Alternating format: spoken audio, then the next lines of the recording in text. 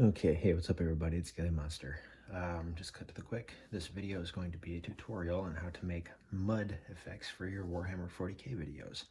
And as a disclaimer, this Chimera is not going to be the finished product that you're going to see in the end of the video.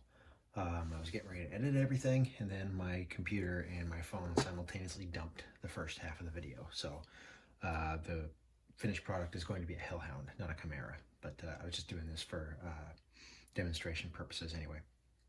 So to start with, actually adding mud to your minis is to actually make mud. So how do you do that? You make mud. I mean, literally. I mean, I've got some poor hammer going on here. Pretty much everything I own is a secondhand bits kits, bits boxes from eBay, that kind of thing, mini swap, and so I wanted an economic way to do mud effects instead of using the professional weathering and detailing kits. And that's literally, I just went out,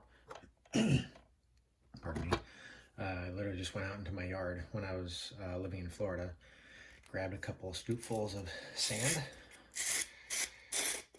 had a plastic jar laying around from some paint, and you can just kind of dump it in there. You can kind of see it, some of the texture a little bit. And dumped basically a couple tablespoons worth of sand in there. Poured in a couple pots of paint. It's testers, so it's like super cheap. They're like $1.50 for one of these. So for my particular color, I wanted to use something kind of almost like a kind of clay mud. It's kind of like a reddish brown color instead of the typical gray black slop that people typically add to their stuff. I'm using the word typically quite a bit. I apologize for that. But I also just used just general flat brown, and then colored it up with some flat rust. And I think I added some paint thinner or some water to it just to help it kind of keep its consistency. So I don't know if you can see it in there. It's kind of like this kind of soupy, slurry, almost like a watery toothpaste or something like that. But anyway, so that's how you're going to make the mud. And you just put it in there and just shake it up. And just leave it somewhere. As long as you have a container that seals up, it should be fine. I also use thinner in this case. You can see there's not really a whole lot left in here. It's just pretty much just the refuse I use from cleaning my brushes, so it's plenty dirty already, so it doesn't matter. And then I use 3 different brush sizes. This big one is going to be used for actually applying the mud itself. You can see it's kind of caked on a little bit here already. And these brushes are going to get destroyed pretty much, so you want to use the cheapy, again, kind of testers, pour hammer, whatever you want to call them, brands that you don't mind sacrificing. I'm going to use this one for dry brushing, and then this one is going to be used for the kind of more precise application of the more kind of wet looking mud. Just to kind of demonstrate, you can kind of see some of the little bit of kind of lighter dry brushing in here. And then you can see where I actually added the mud mixture itself, and then some of the darker areas like in here where I used the darker kind of gloss brown, but that'll be all in the second half of the video. So just to get this rolling, because I'm impatient and I don't want to record this to make it any longer than I actually have to, I'll almost break the antenna off my Chimera. And basically I'm starting off with a flat tan. That's going to be kind of to represent some of the more dried on, caked on mud stuff that's been sitting there for a few days. That had a chance to sit out in the sun and cook a little bit. And it should be okay. I'm literally just going to use the paint lid for my brush. So I'm going to do is I'll go ahead and wet down my brush just a little bit, hopefully without spilling thinner everywhere. Just wet it down. Wipe off some of the excess. This is just to get these kind of synthetic bristles kind of come back to life a little bit. And then you're just going to load up the tip of the brush. So we can get this to just kind of like that. And then with most dry brushing, you just kind of dab it off onto, in my case, I'm using a cosmetic sponge. So when you're doing mud on your vehicles, one of the things you want to think about is obviously your environment, where they're going to be. If it's going to be like, say, kind of backcountry roads or just in general kind of forest, mud, swamp, you're going to have something more like what I demonstrated earlier. And then, of course, if it's like a no man's land from World War I, you're just going to have that churned up gray-black slop that's been pounded by artillery relentlessly. But like I said, I want a little bit more color, so that's what I went for. For the general purpose of grime on an armored vehicle, it tends to flow from front to back, and towards the back is where it's going to get really messy. I'm just going to do one side of the track just to demonstrate how you guys do it, how to do it, and then possibly some of the underside, and I'll finish it at a later date. But so it flows in this kind of general pattern.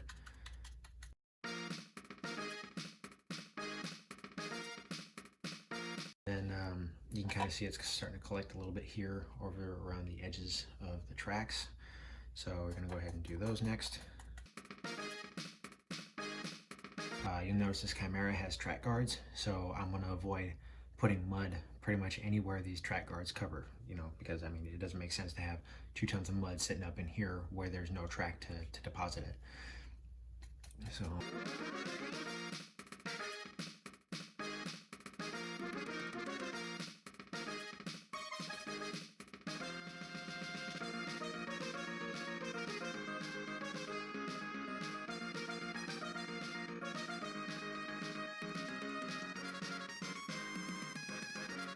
now for these little side panels, you're just going to kind of go in here like that, just kind of do the underside. And there's a little detail in here that a lot of people don't really know what they're for. Well, if you're a tank enthusiast, obviously you're probably going to know it. So let me just get this stuff up a little bit. In here a little bit. And that detail I'm referring to are these mud chutes, these 3 little slats right here. Typically in World War II, the British or the UK on their tanks, especially on the infantry tanks, the ones that will crawl along with the infantry literally, had their sides completely covered up, like they did in World War I into the early years of World War II. And the thing is, a lot of sand and dirt and mud and everything would clog up on the inside. It would actually stop the wheels from turning. So what they did is they had these little kind of louvers, these little slats installed, so that way the mud had someplace to go as the tank was going along. So we'll go ahead and finish that up, but that's just your little kind of bonus knowledge for the day. Don't be afraid to make this dirty. That's what that's the whole reason, that's what you're going for anyway. Okay, and then I'm also going to do half of the bulldozer blade, just for demonstration purposes once again. So the higher up you go, the drier the mud should get, because you're only really going to be adding fresh mud as it gets closer to the ground and contact and whatever's actually been churning around the most. So.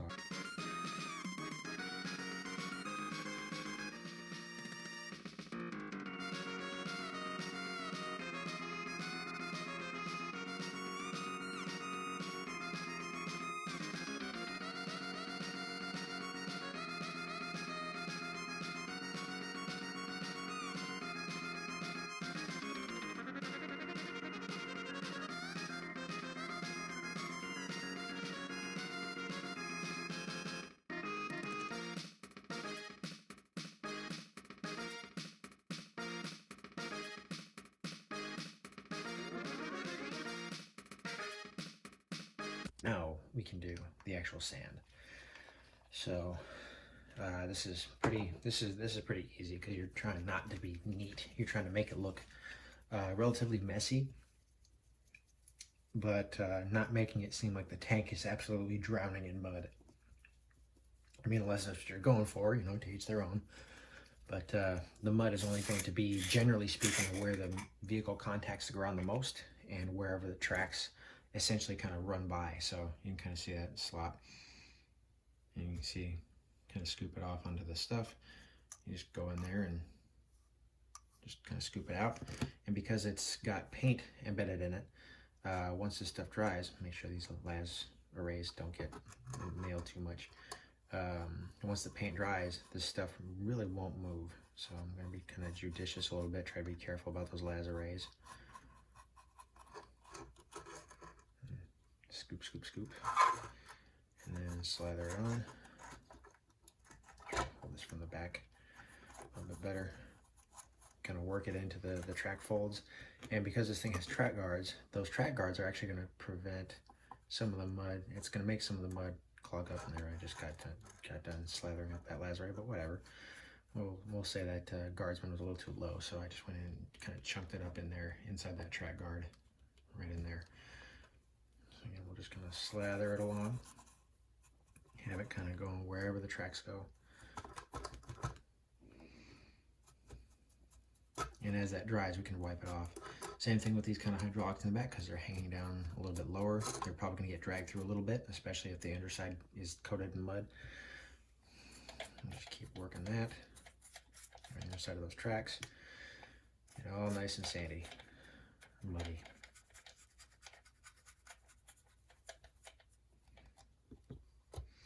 Got some of that nice chunky going on in there. Trying to scoop some of this up so I can actually slather some sand and mud on there. Some, yeah, paint mud. I'm a thrilling conversationist. Being purely sarcastic here. Okay, then we're going to go ahead and hit this up. One of the things you can do as this stuff dries is you can kind of scrape it off a little bit towards the back, because really after it gets past this little wheel right back here, stuff is going to get flung up just because it's such a sharp angle, and if these tracks are moving at speed, I mean that's not going to be much of a problem for the tracks to fling all that mud off. So we'll go ahead and cover up. Go ahead and deposit some mud. Which means I'll have to make some more here soon. We'll go ahead and slather it up, kind of following that general kind of triangle. You know, kind of starts off lighter in the front and gets thicker up towards the back. You can kind of see that kind of swoop as it goes down. And then what you want to do is, because these track chutes spit out mud, not exhaust, basically you're just going to take some and you're just going to kind of try and smear it. Just smear it up in there like there's a bunch of mud in there. And then you can take another old brush or a toothpick or something like that and dig it out if you think it's too excessive. So we'll just go ahead and kind of sweep some of this off.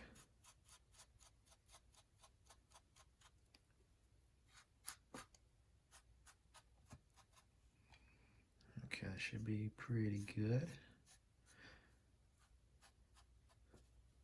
Okay, and now what I'm going to do is I'm actually going to take another scrap brush, and I am going to go ahead and kind of dig this stuff out. I'm going to kind of try and get it seated in there a little bit better, so that way it doesn't look like it's completely clogged.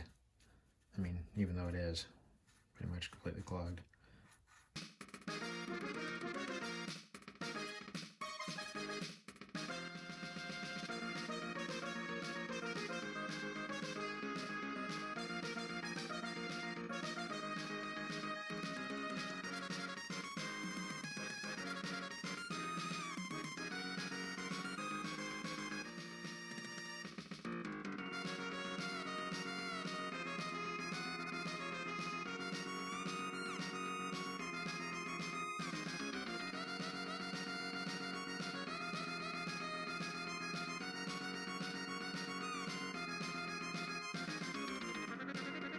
And because that's actually a little bit too thick right there, I am going to go and actually I think I have an extra thing of paint, or at least water. And all I'm going to do is just kind of let it thicken, just kind of let it loosen up the sand just a little bit. You kind of see it revealing some more of that detail.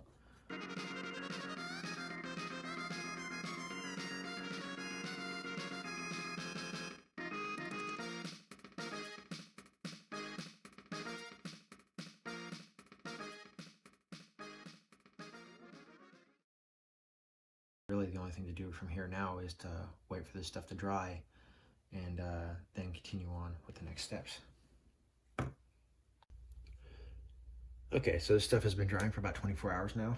You don't necessarily have to wait quite that long, but I didn't feel like finishing the video after midnight, so I decided to just let it dry for the rest of the day. You can see it's got a pretty chunky consistency, lots of nice little sand particles in there, make it look nice and like some nice chunky mud. It's pretty good scale for Warhammer minis. So the next thing I'm going to do is I'm just going to take the same old brush that I used to apply the sand color paint, or rather the light tan, I think is that what this is, light tan?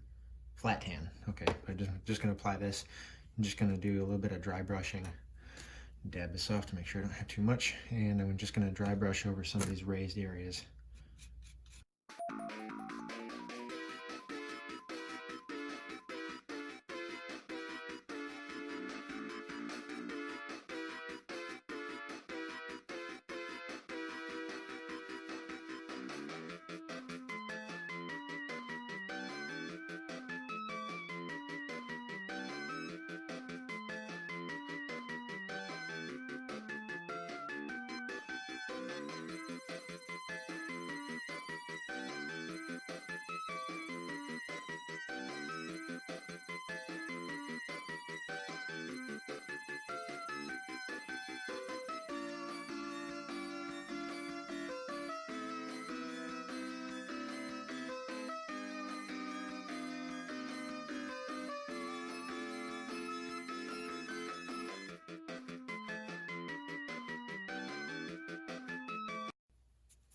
Either way.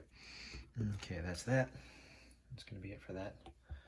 And the next part is going to be the second to final step, which is adding in a little bit of gloss brown, just regular gloss brown paint, stuff that's sitting next to it right now. And I'm going to shake this up real quick.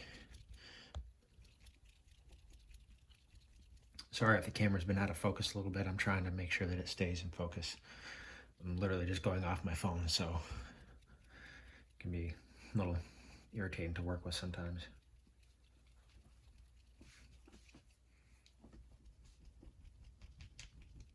There we go. Should be okay. What I'm going to do with this is I'm actually going to make this kind of like a thin, watery, like almost like a thin, watery substance. And you can see I went from the big brush from applying started with the medium brush when I did the dry brushing for the flat tan. Then I used the big brush for applying the actual mud. And now to keep a little bit more precise to the areas that it should have the freshest mud of all, I'm just using a slightly thinner brush. So just get that wet. Kind of mix it in the cap.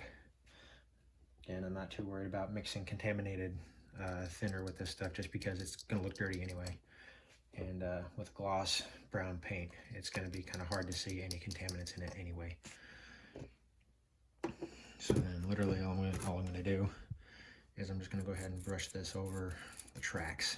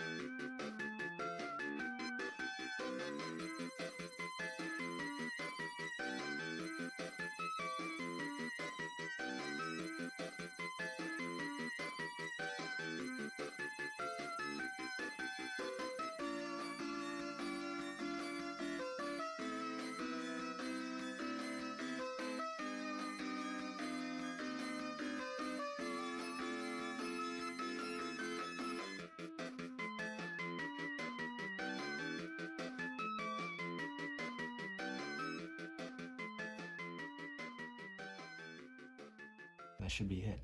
And now it's literally just a question of letting it dry. Okay, so yeah, I'll be back in a little bit. Alrighty, so it's all done drying, got it matte coated as well, and this is essentially the finished product. I mean, that's it, it's just mud. So start off with a nice clean pristine paint job, and then basically sent it through the mud puddle. You can see there's still some shiny bits there to help kind of sell the wet appearance. It's still just a tad tacky in a few spots, but for the most part, this is pretty much the end result, and kind of what I think of when I think of a dirty war machine, as it were. You know, it's not going to be so much exhaust and oil and stuff like that. It's, especially if it's a tank, you know, oil tends to be a big, or not oil, just said oil, but mud tends to be a big factor. So this is one that I did earlier on the tank destroyer. See, it's just got a little bit of gleam left in there to kind of give it the impression that the mud's still wet. And then the ones you guys just watched me do, hopefully. And overall, not counting the time it took me to, you know, shake things up and, you know, get things kind of rolling the right way, it took me probably about half an hour, maybe 40 minutes, 30 to 40 minutes to do, you know, a semi-decent mud job. So, yeah, that's going to be about it. And if I think of any decent tutorials to do in upcoming videos, you guys will know then. So, have a good time making your Imperial Guard vehicles nice and filthy.